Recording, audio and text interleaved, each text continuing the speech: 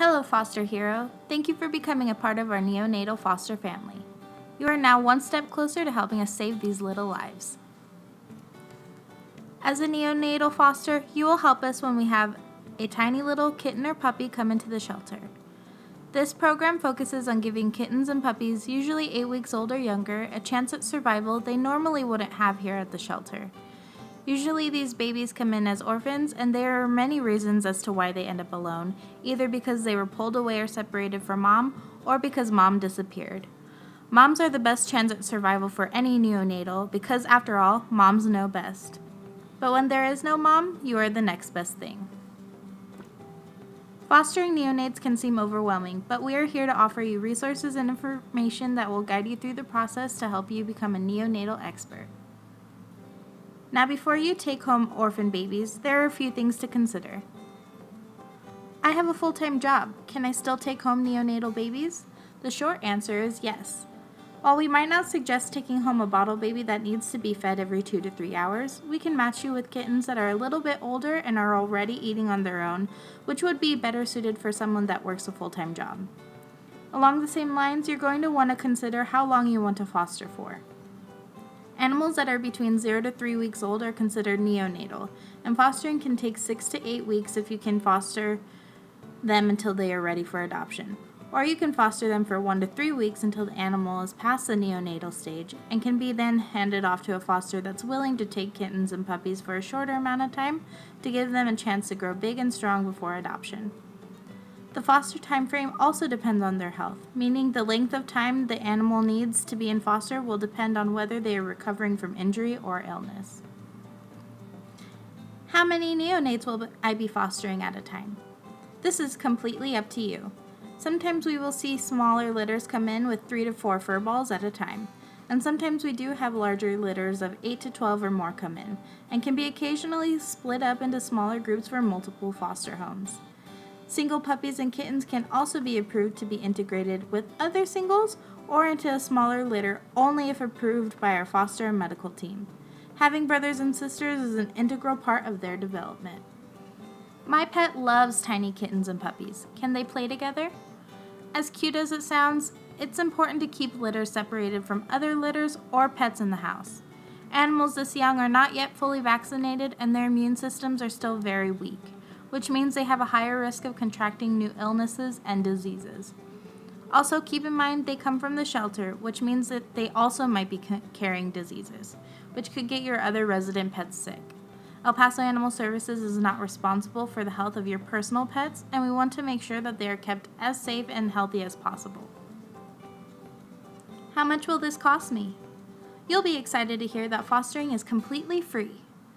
You're providing a service to El Paso Animal Services and their pets, so we will provide all the food, medical care, and supplies upon availability that you'll need to help care for your little babies. We will explain more in this video on how to obtain these supplies or schedule vet appointments. The only thing you'll be required to provide is a healthy and safe environment, transportation to get them to and from vet appointments, to be able to provide them with proper feeding schedule they need based on their development state, and lots of cuddles, love, and socialization to help them turn into loving, adoptable pets. So you're ready to start fostering.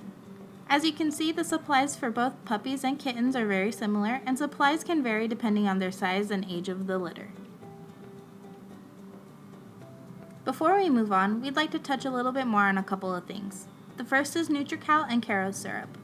Both of these items are high-calorie syrups that are used to help animals that are hypoglycemic. Hypoglycemia is when the blood sugar is too low, and blood sugar is the main energy source for the body, so we have to make sure that is under control. The second thing is sub-Q fluids. Sometimes we will have puppies or kittens that come into the shelter extremely sick or dehydrated, and in order to hydrate them, we will give them sub-Q fluids. Sometimes you might have to administer this at home if you feel comfortable in doing so. If you need some training or if you'd like to learn more about sub-Q fluids, please reach out to your foster coordinator. As mentioned before, we try to provide all the supplies needed to help you with your fosters. If you're in need of supplies, reach out to your foster coordinator and they will let you know what we have available and when you can pick them up. Depending on the supplies you need, you might need to sign them out. This way we can keep track of items that are in high demand. The first task is to set up a small enclosed area or room to keep your foster puppies or kittens safe. Typically, a small to medium-sized kennel or playpen will work, but some fosters have also found that bathrooms, laundry rooms, or fenced-in kitchens also work very well. Bottle babies require very little space. Since they're not old enough to use a litter box or eat on their own, all they really need for their living space is a comfy and warm area to sleep. Make sure to provide a heating pad, snuggle disc, and plenty of blankets to keep them warm. A carrier or small kennel will work perfectly to keep them contained and safe for the first 1 to 2 weeks so they don't wander off into other open spaces. As they grow older, they will need a larger space to where they have access to food and water bowls as well as an area to go to the bathroom. Keep in mind, infectious diseases will linger in fabrics as it is more difficult to disinfect. Try to avoid keeping them in carpeted areas, beds, couches, and etc. Instead, use a space that is easy to sanitize, such as a space with tile flooring. Remember, the area must be sanitized between each foster pet or litter to minimize the risk of spreading diseases. If you have fostered pets with contagious illnesses such as ringworm or parvo, you will need to sterilize and quarantine your home for a certain amount of time as approved by our medical and foster team, or foster pets only with that condition or illness. We need help with those guys too. Now let's talk about what we're really here for, taking care of these babies. There are 3 main components when caring for neonates.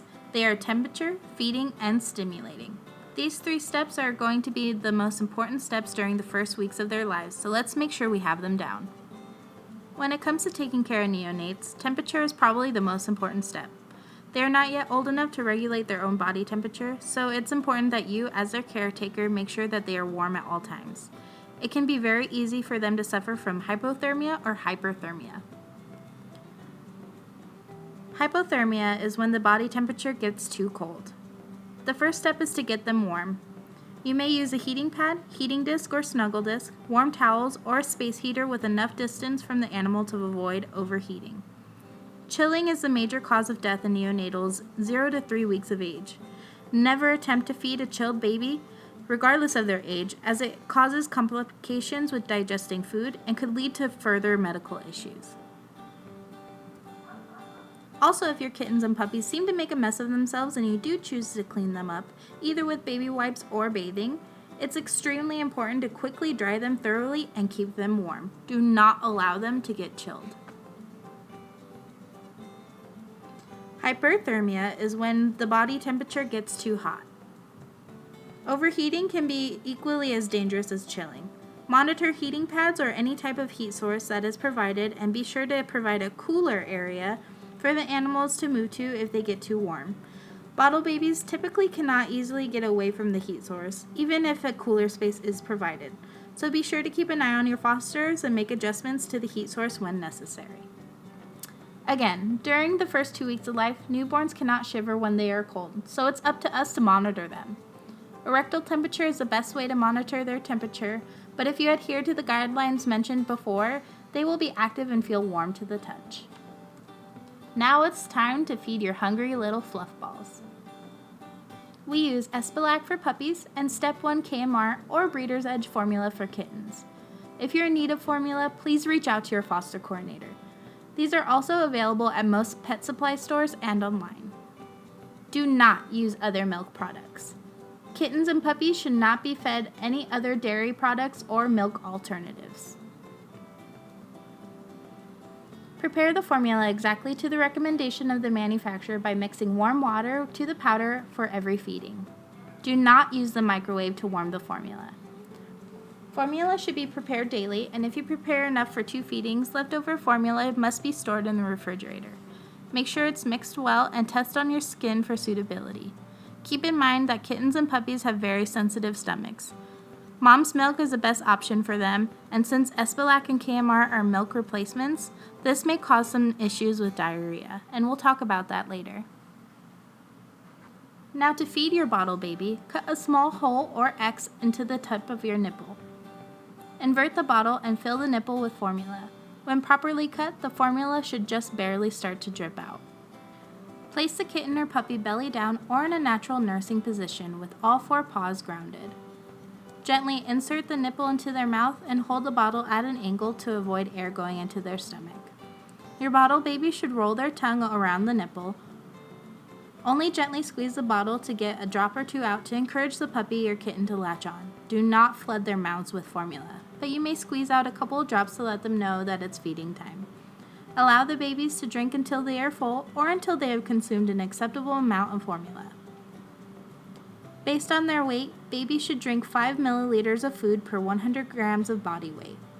If the bottle appears to be collapsing, remove the nipple from the animal to allow air to return to the bottle and continue feeding. Allow the animal to suckle at its own pace. And make sure to never feed a neonate on its back. Feeding a neonate on its back can lead to them aspirating the formula into their lungs, and this could lead to respiratory issues and can be fatal. If this occurs, stop feeding immediately, help the baby sneeze out the formula, and then contact your foster coordinator. We might have to start them on antibiotics. Knowing the proper nipple size to use to feed your neonates will be an important factor for easy feedings. You want to make sure to obtain the right size nipples for the size of animal's mouth. If a kitten or puppy has to fully open its mouth and it's not able to place its mouth around the nipple, this makes it more difficult for them to suckle, which can then lead to them becoming fussy or can lead to them not getting enough to eat. A happy eater is one with a mouth that is slightly open and able to place its mouth around the nipple. A proper size for a puppy might not be so for a kitten. Most kittens will use the small size miracle nipples, and different breed puppies may require different sizes as they grow.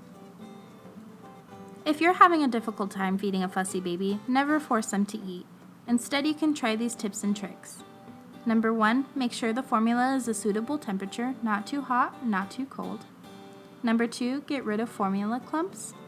Number 3, wrap them up in a small towel like a burrito.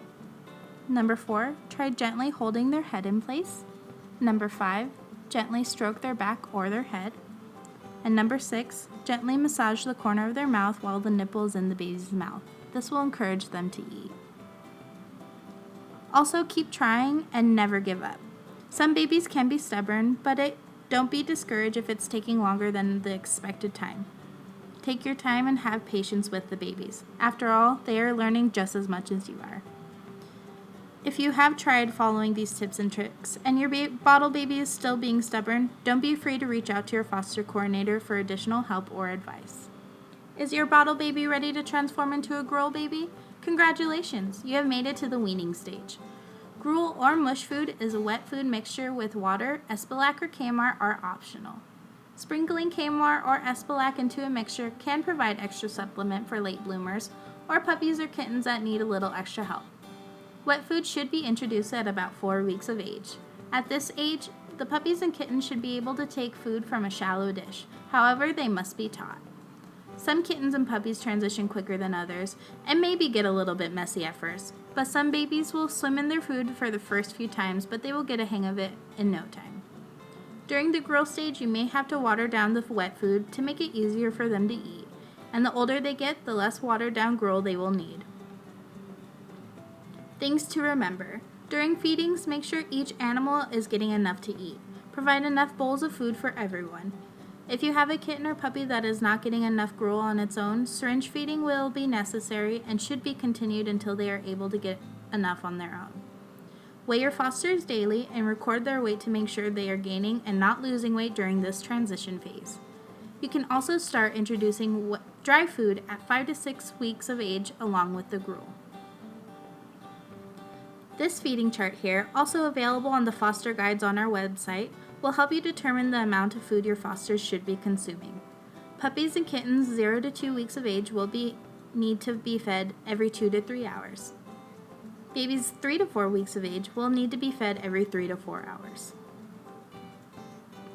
The last main component of taking care of neonates is stimulating. Neonatal kittens and puppies under 4 weeks of age must be stimulated to go to the bathroom. Orphaned animals do not have a mom that can stimulate them, so as a foster parent, you will have to replicate these behaviors to help them urinate and defecate. Start off by using a soft, absorbent material such as a cotton swab, baby wipe, or toilet paper. As you can see in this video, gently rub the genital region in a circular motion. Continue to do this until the puppy or kitten has used the bathroom. Neonates should be stimulated and should urinate after every feeding. Most will only poop once or twice per day. As you begin to introduce formula into their diet, they will likely have a little diarrhea. Although this is normal, monitor the diarrhea and the dehydration status of the animal and take appropriate action if necessary. Follow the dilution recommendations mentioned earlier and try to avoid this. When you first foster an animal, you may not know how long ago they had eaten, so it may be a day or two before they defecate. If it has been more than 2 days and there is an inability to defecate, their bellies will become bloated and they will not want to eat. If your animal is experiencing this, please contact your foster coordinator.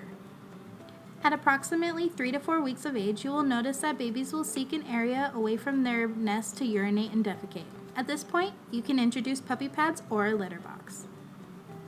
A very important fostering is getting them ready for adoption. Although young kittens and puppies need a lot of sleep, when awake, they need as much socialization as possible. Their behavior is a huge factor that adopters take into consideration when choosing a forever family pet. Their behavior is just as important as their health. Providing lots of cuddles and handling them often will help them get used to human interaction and help them grow quicker. All babies thrive on love. Most puppies and kittens come in litters, but occasionally a single puppy or kitten will end up in the shelter. With approval from our foster and medical team, singletons can be added to another smaller litter or with other singles. Believe it or not, they teach each other good manners and it's good for their development. Single kittens and puppies tend to be a little bit more scratchy-bitey when interacting with humans. They love to wrestle, and having siblings will teach them to play with each other and not wrestle with someone's hand when they are trying to pet them. If you happen to have a singleton, make sure you provide various types of toys and scratching posts. These behaviors can be corrected with proper training and redirection. If you need help with this, please contact your foster coordinator and our training and enrichment team will be able to assist. Make sure to never combine litters. Combining litters creates potential risks of illnesses and diseases spreading, even if all litters are seemingly healthy. Combining litters is not permitted unless approved by our foster and medical team. You have done an amazing job at keeping them happy, so let's also keep them healthy. El Paso Animal Services provides foster families with the ability to access our appointment calendars from your home. This means no more annoying phone calls or inconvenient wait times. Appointment types will vary, so choose the option that is most appropriate to the type of medical care that your fosters need. For example, if you have a healthy baby that needs a vaccine, you will want to choose the vaccine and dewormer option only. But if you have a baby that's showing signs or symptoms of being sick, you'll want to choose an alternate option for checkups. You can also schedule a date for your fosters to be spayed and neutered or to be brought back once they are ready for adoption. This will allow our foster team to ensure that we have the proper space for them to come back to. Visit our website or our foster Facebook group for the link to our online appointment calendars. We have discussed all the good parts of fostering neonatal kittens and puppies. And as much as we want this process to be fun and amazing, it's important to be prepared for emergencies as well. In emergency situations, neonatal kittens and puppies rely on us to recognize the signs of illness. Below is a list of things to look out for. Diarrhea is a major cause of dehydration and can be fatal to neonatal puppies and kittens. It can also be caused by simple issues such as worms, or be caused by serious issues such as panleukopenia, parvo, or distemper. If you have a neonate or an animal under 8 weeks of age that is experiencing issues with diarrhea, please follow the instructions below. The first step is to monitor them. Monitoring will allow you to see how serious the issue is and what actions to take. Your foster coordinator might have you pick up some medications to help them with the less severe cases. The second step is to keep them hydrated. Pay close attention to their water intake. If they are not drinking enough or not drinking at all, you can help keep them hydrated by giving them sub-Q fluids. Knowing how to administer sub-Q fluids can be life-saving, so please let your foster coordinator know if you would like to be trained or would like to know more information. The last step is to keep in contact with your foster team if the condition worsens. Another common sign of illness is if an animal is having problems with hyper or hypothermia. As mentioned previously, neonates cannot regulate their body temperature for the first few weeks. The first step is to provide warmth to a chilled baby or provide a cool space to an animal that is too hot. If temperature does not begin to regulate within 30 to 40 minutes, contact your foster coordinator or the other emergency contacts. Low blood sugar or hypoglycemia can quickly develop in newborns that are not nursing frequently or skipping meals. As hypoglycemia worsens, the animal becomes increasingly depressed and weak. Without treatment, they may develop secondary issues and can become unresponsive. Normal babies' gums should be pink, and if they are pale, it may mean that they are low in blood sugar or cold and shocking. This can also lead to problems with temperature. Make sure to keep the animal warm. You may give the puppy or kitten 0.5 milliliters of Nutri-Cal or Caro syrup by applying it directly to the gums or the roof of their mouth. If the animal continues to struggle with low blood sugar, contact your foster coordinator so they can provide you with further instructions. Sometimes, even with the best of care, a kitten and puppy just won't make it. Puppies and kittens can be very difficult to keep alive, especially when ill. And as foster parents, we need to be prepared for the worst. You gave the animal the best chance at survival, and please understand that as unfortunate as this is, it does happen, and it's not your fault. Don't be afraid or ashamed to reach out for support or to take a break when needed.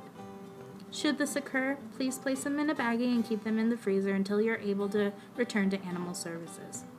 Please provide the animal's ID number so that the medical and foster team can examine them and handle the situation. On a happier note, let's talk about finding their forever home. For most foster families, adoptions can be very bittersweet. Keep in mind that fostering is a stepping stone to help these little furry kittens and puppies find their forever family. You have spent the last few weeks getting them ready for this moment, and now it's time for them to show their new family how amazing they are. Most puppies and kittens get adopted quickly, but as foster parents, you can help them get adopted even from your own home.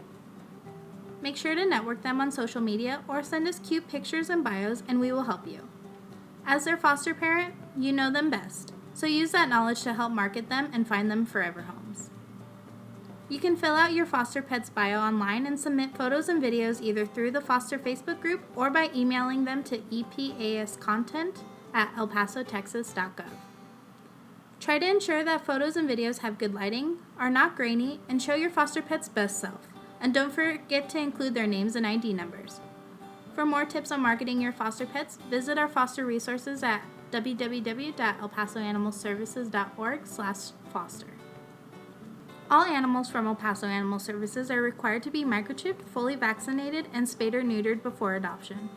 If any of your foster pets are missing one or more of these, please reach out to your foster coordinator before they are adopted out. If you're interested in becoming an adoption ambassador for your foster, please reach out to our foster team for more information. We would like to thank you for joining us for this video and for joining our neonatal foster team. Remember, if you have any questions or concerns, please feel free to reach out, and once again, thank you.